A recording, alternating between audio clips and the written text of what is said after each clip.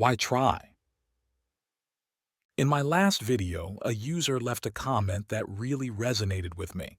It said, "The real issue for me is the lack of motivation. Why try? Existential nihilism." I believe many of us can relate to this sentiment. We've all experienced moments when, after numerous attempts to improve ourselves, we feel defeated and start to question the point of even trying. This feeling is a very human experience. Not everyone is naturally equipped to embark on their hero's journey and find personal fulfillment. However, just because this feeling is common doesn't mean we should succumb to it and throw ourselves a pity party. The reasons behind this sense of feeling can be numerous and complex, making it challenging to cover in a single video. Instead, let's look into examples from literature where individuals have faced similar struggles and discover why it's crucial to overcome this mindset. I am a sick man. I am a spiteful man. I am an unattractive man. I believe my liver is diseased. However, I know nothing at all about my disease and do not know for certain what ails me. I don't consult a doctor for it and never have, though I have respect for medicine and doctors. Besides, I am extremely superstitious, sufficiently so to respect medicine anyway. I am well educated enough not to be superstitious, but I am superstitious. No, I refuse to consult a doctor from spite. That you probably will not understand. Well, I understand it though. Of course, I can't explain who it is precisely that I am mortifying in this case by my spite. I am perfectly well aware that I cannot pay out the doctors by not consulting them. I know better than anyone that by all this I am only injuring myself and no one else. But still, if I don't consult a doctor, it is from spite. My liver is bad. Well, let it get worse. Dostoevsky Notes from the Underground. Notes from Underground is a novel by Fyodor Dostoevsky that shows the troubled mind of the narrator, often called the underground man. The book explores feelings of despair, loneliness, and the struggle between thinking and feeling. The opening lines show the narrator's self-destructive and spiteful nature, which reflects the dark path of existential nihilism. Throughout the book, the underground man's actions are driven by his deep feelings of anger and hopelessness. For instance, he tells a story where he refuses to apologize to a man he bumped into on the street. He sees this as a way to assert his existence, even though it makes him more isolated. In another instance, he attends a dinner party with old classmates just to insult them and make a fool of himself, trying to feel superior even though it only hurts him. His relationship with Liza, a young prostitute, is another example of his inner struggle. At first, he wants to save her from her difficult life, but then he ends up pushing her away with harsh words. He can't accept the possibility of real human connection and change. These stories show how existential nihilism can destroy a person, as the underground man ruins his chances for happiness and connection at every turn. This passage and these scenarios clearly show the inner turmoil and irrational spite that can consume someone who is stuck in existential nihilism. The underground man's painful experiences and self-inflicted suffering highlight the destructive nature of giving in to such despair. His refusal to seek help, even though he knows it only hurts himself, is a strong example of why facing and overcoming these feelings is crucial instead of letting them take over.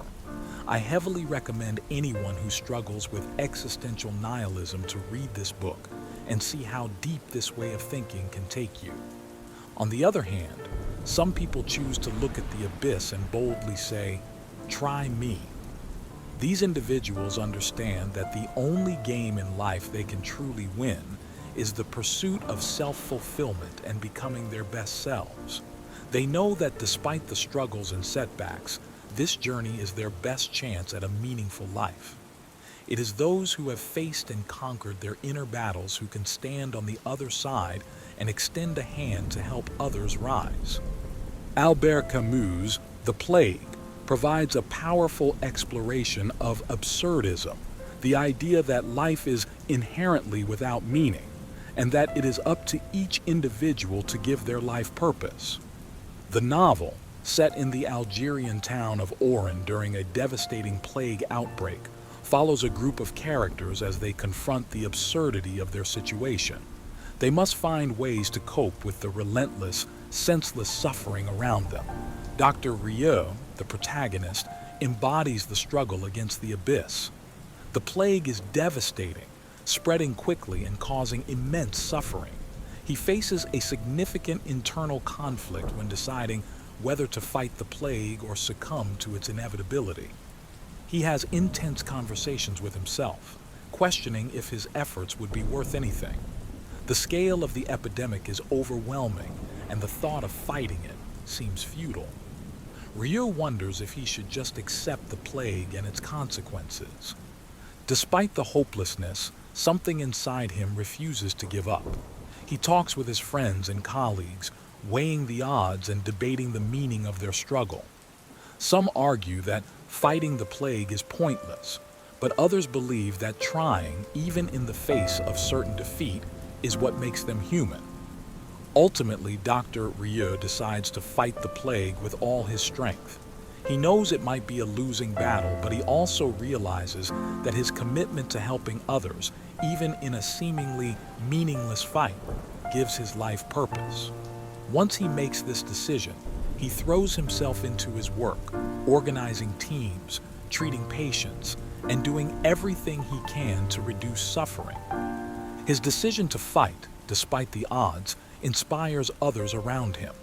They see his determination and join him in the struggle.